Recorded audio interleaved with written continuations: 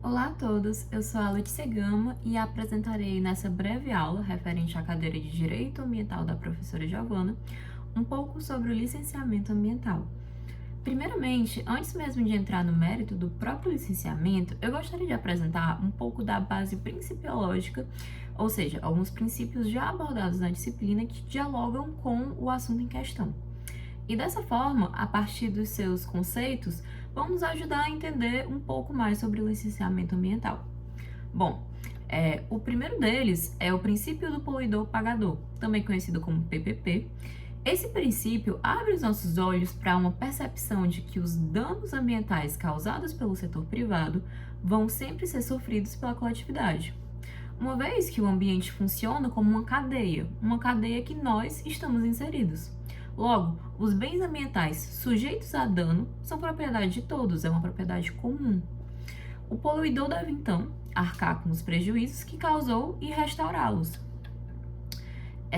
Temos, dessa forma, duas esferas desse princípio, que atuarão em conjunto. A primeira é preventiva e internaliza os custos. Já a segunda é de reparação, já que não é justo para a sociedade e para as futuras gerações ter um bem público desgastado. Outro princípio que eu separei é o do desenvolvimento ambiental. Esse princípio concilia a preservação ambiental com o ideal de desenvolvimento e, assim, reconhece que a produção humana é importante, mas deve viver em harmonia com a sustentabilidade, uma vez que os recursos utilizados para evoluir economicamente também pertencem às futuras gerações. E, por fim, o princípio da prevenção nos alerta para os danos. No minuto que esses danos são certos, que esses danos são conhecidos, e também que eu possa relacionar a sua existência a um nexo causal com a conduta do agente, esse dano deve ser reparado.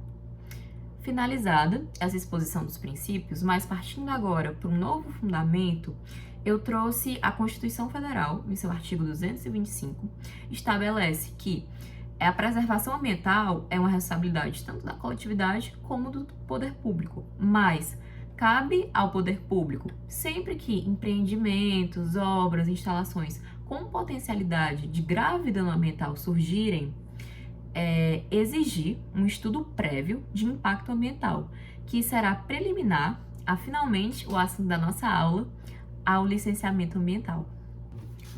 Partindo agora para o conceito de licenciamento ambiental. É importante compreender que sempre que eu inicio um empreendimento ou até mesmo aumento o seu porte, modifico a sua matriz energética, há um dano ambiental, já que eu exploro os recursos ao meu redor. Logo, seria de total irresponsabilidade permitir que inúmeras empresas realizassem esse procedimento sem controle algum. E é aí onde entra o licenciamento. O licenciamento é a forma da administração exercer o seu poder de polícia, impor limites e fiscalizar. Assim como estabelece essa definição que eu extraí da resolução do CONAMA, nessa parte superior do slide, logo em seu primeiro artigo, a qual condiciona a instalação, operação e ampliação de qualquer atividade dependente de recursos ambientais para o seu desenvolvimento, a licença emitida por um órgão competente. Importante destacar que o licenciamento ambiental é definido como procedimento administrativo e não como ato administrativo. Isso porque ele agrega uma série de etapas. O procedimento é o conjunto maior que agrega diferentes atos administrativos. É muito importante diferenciar procedimento de ato. Por isso, nessa ilustração que eu tentei dissecar o licenciamento, mostrando que ele engloba diferentes licenças, sendo a primeira delas a licença prévia, aquela que acontece na fase de planejamento. Eu vou mostrar a localização, eu vou mostrar se o meu empreendimento é viável e se eu atender os requisitos, eu consigo a licença prévia. A segunda é a licença de instalação. E é com ela que eu vou conseguir construir o meu projeto na prática.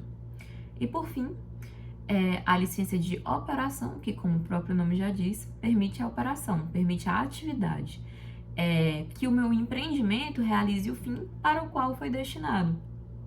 E para chegar até aqui, eu terei que cumprir os requisitos impostos pelas primeiras.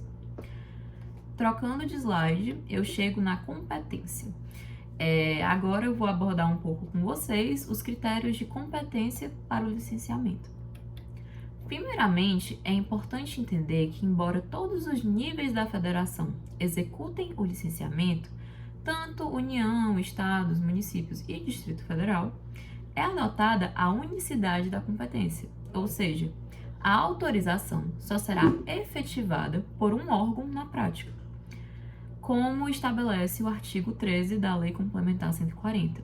Os empreendimentos e atividades são licenciados ou autorizados ambientalmente por um único ente federativo. Mas isso não significa que os outros órgãos não possam se manifestar, já que o primeiro parágrafo faz essa ressalva, permitindo uma manifestação dos outros entes federativos, mas desde que não vinculante. Dessa competência comum surge uma grande problemática no sentido de reconhecer qual ente federativo será responsável por determinado licenciamento. Já que todos podem executar, qual será então a prioridade? E como eu evito disputas, né? O tópico mais delicado da vez. Em uma primeira análise, a divisão que faria mais sentido seria: município está responsável pelos impactos locais, Estado pelos impactos estaduais e União responsável pelos impactos nacionais. Porém, essa medição do impacto é bem mais complicada na prática do que na teoria. Assim, na tentativa de impor certos limites, se nós voltarmos para a Lei Complementar 140, em seu artigo 9º, estabelece que quem define que o impacto é local e, consequentemente, de competência municipal é o Conselho Estadual do Meio Ambiente, logo o Estado. Adiciona também que o município é responsável pelas unidades de conservação que instituiu, tirando as áreas de proteção ambiental.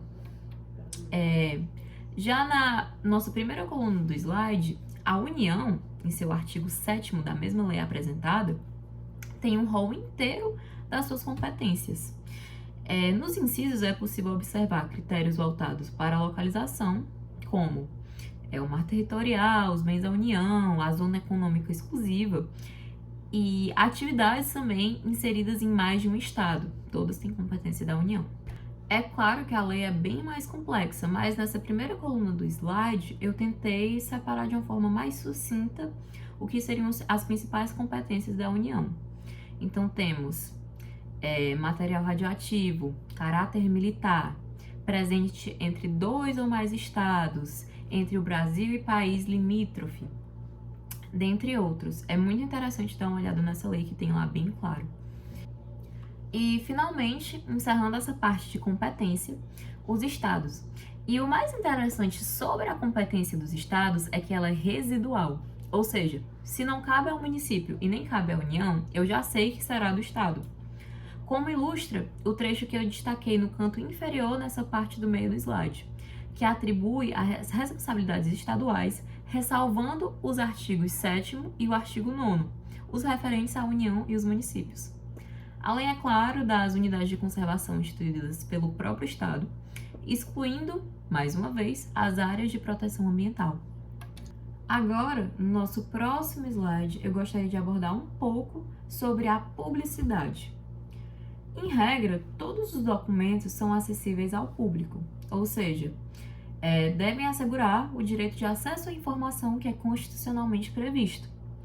É assim, inclusive, a forma que a administração tem de possibilitar que a sociedade conheça os seus atos para, se necessário, impugná-los. Essa garantia ainda estabelece que não apenas deve ser oferecida uma comunicação com a população, mas também promover que o público interessado tenha pleno conhecimento e possa intervir no processo, já que é a comunidade que sofrerá as consequências de qualquer maneira na prática. Inclusive, a licença a ser expedida corre o risco de ser viciada se esse princípio não for obedecido. E a audiência pública traduz essa garantia muito bem na prática, que mesmo de caráter consultivo, ou seja, não vincula a administração pública, ela exterioriza a participação cidadã nas tomadas de decisão sobre a questão ambiental. E o seu resultado não pode ser desconsiderado sem uma devida fundamentação por parte do órgão licenciador.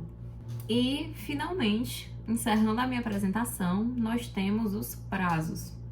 O licenciamento, ele não é eterno.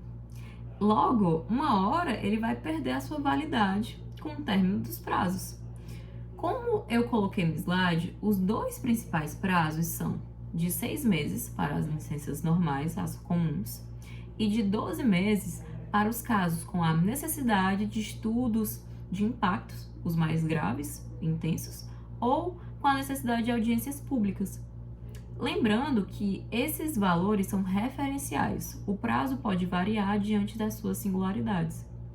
Mas, Letícia, e se eu quero realizar um licenciamento comum e esse período de 6 meses esgotou e eu não obtive nenhuma resposta? O licenciamento, ele não é tácito. É muito importante lembrar disso. Então, o que acontece é que você será encaminhado para outro órgão, caracterizando o licenciamento supletivo. Na incapacidade de um órgão em licenciar, outro assumirá a função. E é assim que eu finalizo a minha apresentação. Muito obrigada a todo mundo que assistiu até aqui e tenham um bom dia.